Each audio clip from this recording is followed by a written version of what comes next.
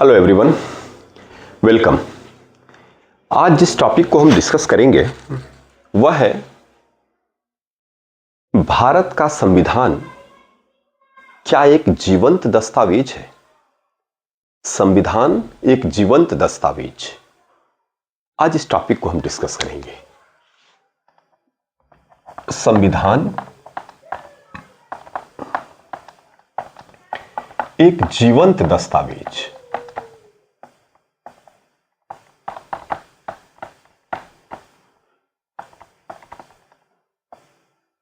Specially हम भारत के संदर्भ में इसकी बात करेंगे। वैसे तो संविधान, दुनिया का कोई भी संविधान है उसको इस रूप में हम डिस्कस कर सकते हैं, विशेष रूप से हम इसको पढ़ेंगे भारत के संदर्भ में। पहले ये जाने कि संविधान एक जीवंत दस्तावेज होता है क्या?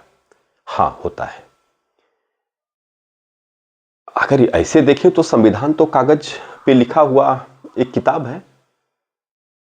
दुनिया के तमाम देशों में लिखित संविधान है, और ब्रिटेन में जो अलिखित संविधान जिसे कहते हैं, विकसित संविधान जिसे कहते हैं, वो भी कहीं ना कहीं थोड़ा बहुत लिखा हुआ है। तो संविधान मूल रूप से एक ऐसा दस्तावेज है, कागज की एक ऐसी किताब है जो लिखी हुई, उसको जीवंत कैसे कह सकते हैं। लेकिन यह जीवंत है दो रूपों में। संविधान को हम जीवंत दस्तावेज कह सकते हैं। कैसे? पहला, अनुकूलन की क्षमता। अनुकूलन की क्षमता यानी कि जो चुनौतियां सामने आ रही हैं उनका सामना करने में, उनमें सामंजस्य स्थापित करने में यह सक्षम होता है संविधान।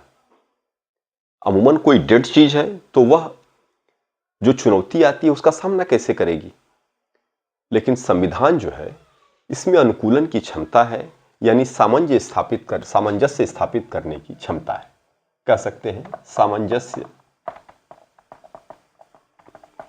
स्थापित करने की क्षमता है। और दूसरा, दो रूपों में कह सकते हैं। दूसरा, यह संविधान सामाजिक आर्थिक परिवर्तन का साधन है। इन दो तरीकों से हम सिद्ध कर सकते हैं कि संविधान जो है वह जीवंत दस्तावेज है। अनुकूलन की क्षमता कैसे होता है? कोई भी संविधान होता है उसमें जो संशोधन के प्रावधान होते हैं संविधान में, कि अगर कोई आवश्यकता आ गई, कोई विपरीत स्थिति खड़ा हो गई, कोई नई समस्या खड़ा हो गई जिसकी कल्पना जब संविधान लिखा गया था तब नहीं की गई थी, तो उसका सामना कैसे किया जाएगा, उसमें संविधान कैसे काम करेगा। तो उसमें संविधान में ही संविधान के संशोधन के तरीके दिए होते हैं, और वह उन तरीकों के माध्यम से वह संविधान अपने आप का अनुकूलन करता है, आने वाली चुनौतियों का सामना करता है, नई प्रस्तुत हुई चुनौतियों का समाधान करता है। और इस रूप में हम कह सकते हैं कि संविधान एक जीवंत दस्तावेज है। एक बात। अब इसको हम भारत के संदर्भ में देख लें, अनुकूलन की क्षमता कैसे है। तो भारत के संविधान में संशोधन की क्या स्थिति है? भारत के संविधान में, टॉपिक 1 को डिस्कस कर रहे हैं, भारत के संविधान में अनुच्छेद 368 यह संविधान संशोधन की व्यवस्था करता है। किसकी व्यवस्था करता है? संविधान संशोधन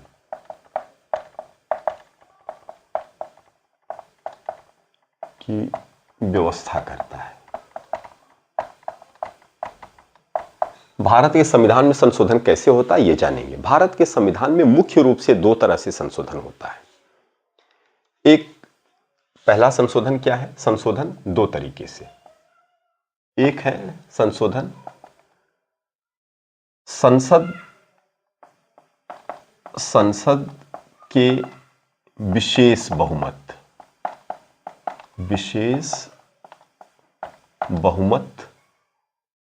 बहुमत को क्या कहते हैं? 2/3 बहुमत तथा आधे राज्यों का समर्थन। एक तो तरीका यह हो गया। और दूसरा जो तरीका संशोधन का है वह खाली संसद का विशेष बहुमत।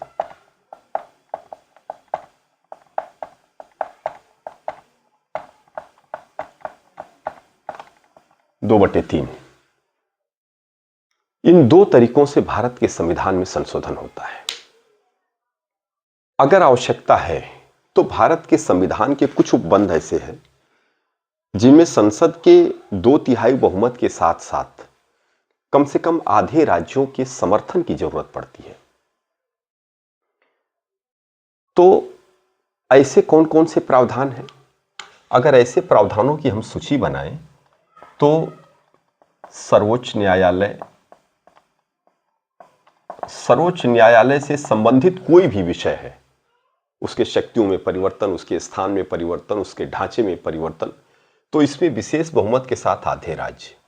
तो सर्वोच्च न्यायालय, इसी तरह उच्च न्यायालय भी, ऐसा नहीं कि खाली सर्वोच्च न्यायालय, सर्वोच्च न्यायालय, उच्च न्यायालय, इन दोनों की शक्तियों में, स्थान में इत्यादि में परिवर्तन हो, या केंद्र शासित प्रदेशों के लिए नए उच्च न्यायालय की जरूरत हो, तो इन सारी बातों में आधे संसद के विशेष बहुमत के साथ साथ आधे राज्यों का समर्थन चाहिए होता है। फिर राष्ट्रपति का निर्वाचन,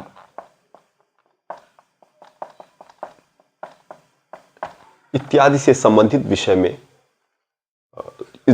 इस बहुमत की जरूरत होती है। केंद्र तथा राज्य की शक्तियों में परिवर्तन अगर करना है तो भी विशेष बहुमत की जरूरत पड़ेगी। इसी तरह राज्य सभा में राज्यों के प्रतिनिधित्व का विषय हो तब भी इस तरह के समर्थन की जरूरत पड़ेगी।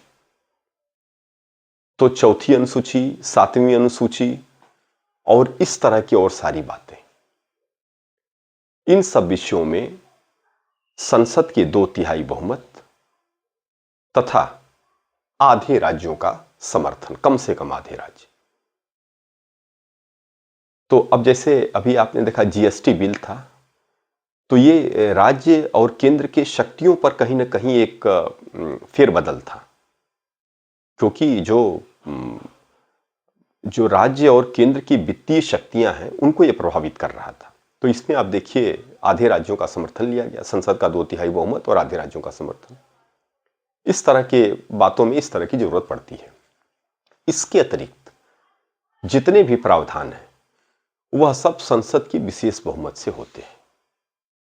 हाँ, एक और तरीका है, हालांकि उसको संविधान संशोधन की लिस्ट में नहीं रखते हम, लेकिन उससे भी संविधान के प्रावधान संशोधित हो जाते हैं, प्रावधान संशोधित होते हैं। कैसे? जैसे किसी राज्य की सीमा में परिवर्तन करना हो, या किसी नए राज्य का निर्माण करना हो, किसी राज्य का नाम बदलना हो, किसी राज्य में विधान परिषद की स्थापना करना हो, तो राज्य विधानसभा के प्रस्ताव पर संसद जो है वो विधान परिषद क्रिएट कर सकती है। तो इस तरह के जो जरूरतें हैं उससे भारत का संविधान संशोधित होता है। तो आपको ये जानना है कि अनुकूलन की जो क्षमता है, यानी सामंजस्य स्थापित करने की क्षमता है, यानी कि संविधान के अनुच्छेद 368 में जो संशोधन की शक्तियां हैं वह भारत के संविधान को एक जीवन दस्तावेज बनाती है। दूसरा है सामाजिक आर्थिक परिवर्तन। तमाम जो कल्याणकारी योजनाएं चलती हैं वह संविधान ही ये शक्ति प्रदान करता है। एक छोटा उदाहरण लेते हैं, जैसे स्थानीय निकाय का निर्माण किया गया संविधान में 72वां और 73वां संशोधन। जो 72वां और 73वां संशोधन किया गया वह 73वां और 74वां संशोधन, जो ये संशोधन किया गया वह संशोधन क्या करता है? ग्रामीण स्थानीय निकाय और नगरीय स्थानीय निकाय इनकी स्थापना करता है। इसके माध्यम से वह राज्यों में जो गांव है, गांव स्तर है, वहां पर लोकतंत्र को मजबूत करता है, लोगों की भागीदारी का अवसर प्रदान करता है। इसी तरह से तमाम कल्याणकारी योजनाएं चलाना, जैसे मनरेगा जैसी योजना चलाई गई, जैसे प्रधानमंत्री आवास योजना चलाई गई, अभी दुनिया का सबसे बड़ा फूड ड्राइव चल रहा है। फूड ड्राइव का मतलब अन्न पोषण योजना, जिसे अन्नपूर्णा योजना कहते हैं, प्रधानमंत्री अन्नपूर्णा योजना। आज वर्तमान में दुनिया का सबसे बड़ा जो अन्नपूर्णा योजना है वो भारत में चल रहा है, जिसे हम कहते हैं 88 करोड़ लोगों को 5 किलो फ्री राशन दिया जा रहा है। तो ये दूसरा तरीका है जिसके माध्यम से हम सामाजिक आर्थिक परिवर्तन करते हैं। नीति निर्देशक तत्वों में तमाम ऐसे प्रावधान हैं जिनके माध्यम से हम समाज में परिवर्तन और आर्थिक परिवर्तन की कोशिश करते हैं। तो इस प्रकार से हम कहते हैं कि इन दो तरीकों से कि भारत का संविधान एक जीवन दस्तावेज है।